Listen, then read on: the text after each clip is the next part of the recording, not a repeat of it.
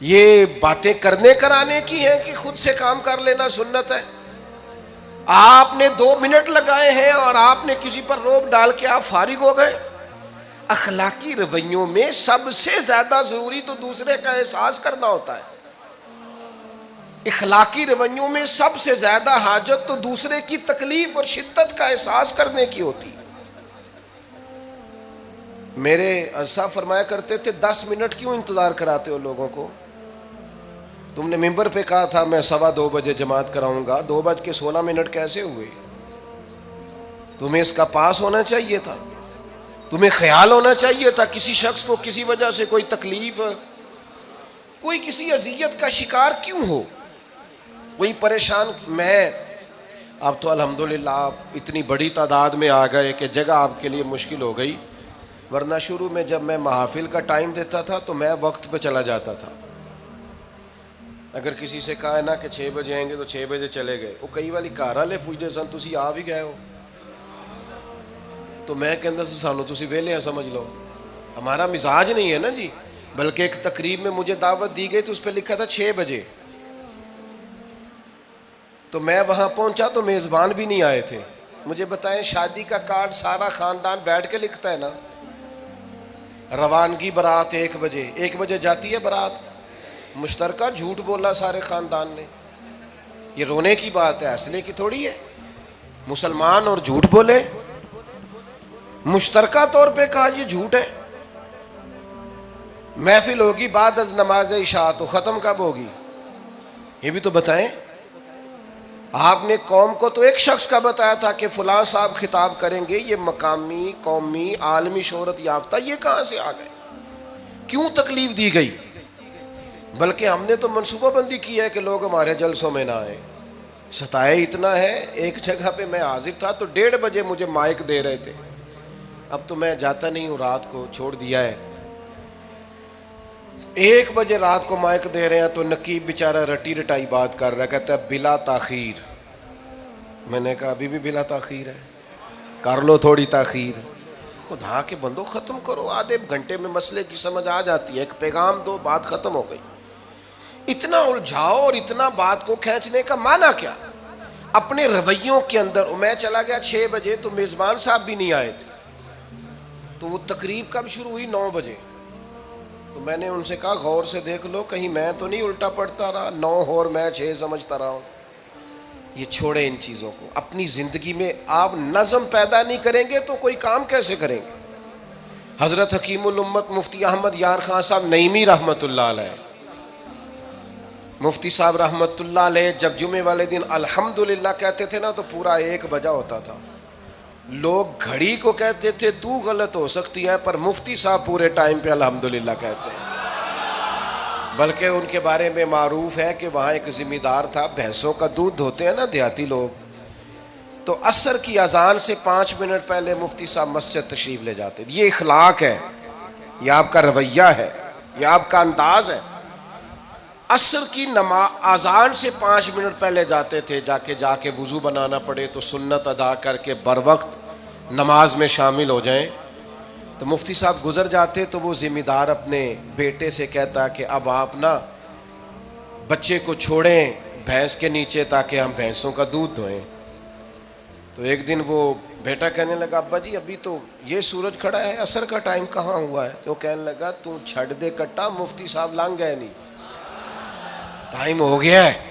یہ ہمارے بزرگوں نے ہمیں رویے سکھائے۔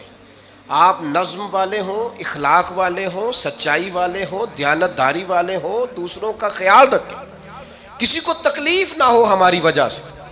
پتہ ہے رسول پاک صلی اللہ علیہ وسلم کی بارگاہ میں آ کے عرض کیا گیا یا رسول اللہ یہ ہمارے امام صاحب بہت لمبی نماز پڑھاتے ہیں، صحیح حدیث میں موجود ہے۔ نماز ہی پڑھاتے تھے نا، قرآن ہی پڑھتے ہوں گے نا، کتنا اعزاز والا کام ہے۔ یا رسول اللہ یہ بہت لمبی نماز پڑھاتے ہیں۔ اللہ کے محبوب علیہ السلام نے بلا لیا، اور لفظ پتہ کیا ہے؟ حضور فرمانے لگے میں لوگوں کو دین کے قریب کرتا ہوں، آپ دور کرتے ہیں۔ فرمایا جب بھی نماز پڑھائیں معتدل پڑھائیں۔ اور خود حضور کا عمل کیا ہے؟ حضور فرماتے ہیں جب میں نماز میں کھڑا ہوتا ہوں تو میرا دل کرتا ہے میں لمبی نماز پڑھاؤں۔ ہمارا جب کسی شے کو دل کرے تو ہم چھوڑتے ہیں. میرا دل کرتا ہے میں لمبی نماز پڑھاؤں, لیکن حضور فرماتے ہیں پھر پیچھے سے کسی بچے کے رونے کی آواز آتی, میں سوچتا ہوں اس کی ماں پریشان ہوگی, میں نماز مختصر کر دیتا. اور میرے بھائیوں, نماز میں بھی لوگوں کا احساس, ہماری طبیعت ہی نہیں رہی. کوئی آدمی ہارن دے رہا ہے پیچھے سے, اور سامنے گاڑی میں 2 بندے کھڑے, گاڑی مین روڈ پہ کھڑے کر کے باتیں کر رہے ہیں, اور وہ ہارن بجا رہا ہے تو کہتے ہیں ٹھہر جا, آگ بجھانی ہے جا کے. ایک تو آپ نے اتنا ظلم کیا کہ آپ نے روڈ بند کیا, اور دوسرا اخلاقی رویہ یہ ہے.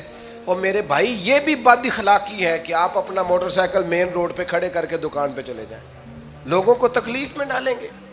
اسلام اس کی اجازت نہیں دیتا. رستوں کے نشان مٹانے والے کو نبی پاک نے تنبیہ فرمائی, کسی کو تکلیف ہو, اذیت ہو. اور بعض لوگ سمجھتے ہیں کہ میں نے پریشر میں رکھی ہوئی ہے دنیا, ڈرتے ہیں لوگ مجھ سے. جو ڈر کے عزت کرتا ہے وہ خوف کھاتا ہے, اور جو محبت سے تجھے سلوٹ کرتا ہے وہ تیرا احترام کرتا ہے.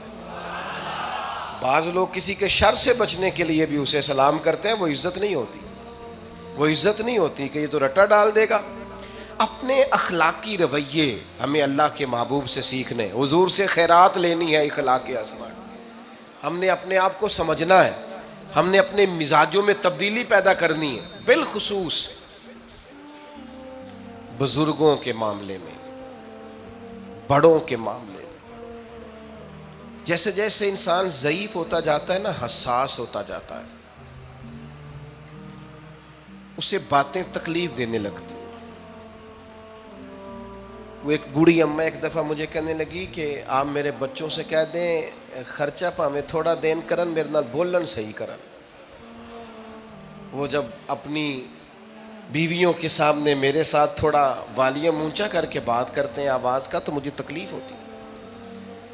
اپنا رویہ, لہجہ, اس پر غور ہو. جوانی میں ہی تو برداشت کرنا ہوتا ہے.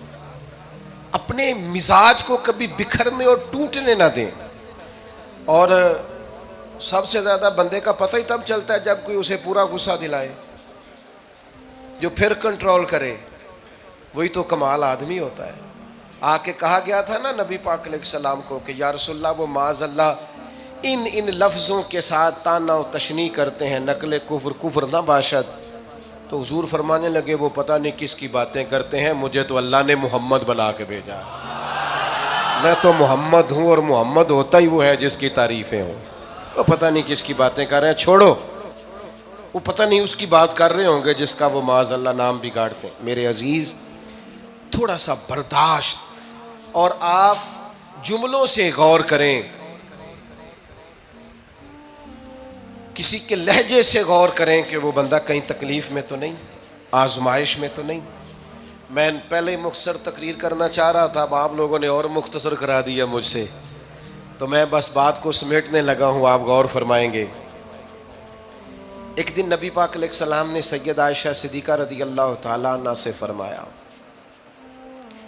حضور فرمانے لگے عائشہ جب آپ مجھ سے خوش ہوتی ہیں تب بھی مجھے پتہ چل جاتا ہے, اور جب آپ کے دل میں کوئی بات ہوتی ہے تب بھی پتہ چل جاتا ہے. تو سیدہ پاک عرض کرنے لگی حضور مجھے میری ماں روئے, میں اور آپ سے ناراض. تو کریم فرمانے لگے بتاؤں پھر؟ یا رسول اللہ فرمائیے. حضور فرمانے لگے عائشہ آپ کبھی کبھی قسم اٹھاتی ہیں؟ یا رسول اللہ اٹھاتی ہوں. فرمایا جب آپ خوش ہوتی ہیں تو کہتی ہیں مجھے رب محمد کی قسم, اور جب دل میں کوئی بات ہوتی ہے پھر کہتی ہو جناب ابراہیم خلیل کے رب کی قسم. پھر حضرت ابراہیم کی نسبت سے قسم اٹھاتی ہو. تو جناب عائشہ کہتی ہیں حضور کی بات سن کے جو میرا حال تھا میں بتا نہیں سکتی. یا رسول اللہ آپ اتنا خیال کرتے ہیں؟ یہاں تک خیال فرماتے ہیں کوئی کیا بول رہا ہے؟ کہتی میں نے فوراً عرض کی کہ یا رسول اللہ مجھے رب محمد کی قسم ہو, میری زبان سے نام ہی جاتا ہے, میرے دل میں آپ ہر وقت موجود رہتے ہیں, دل میں.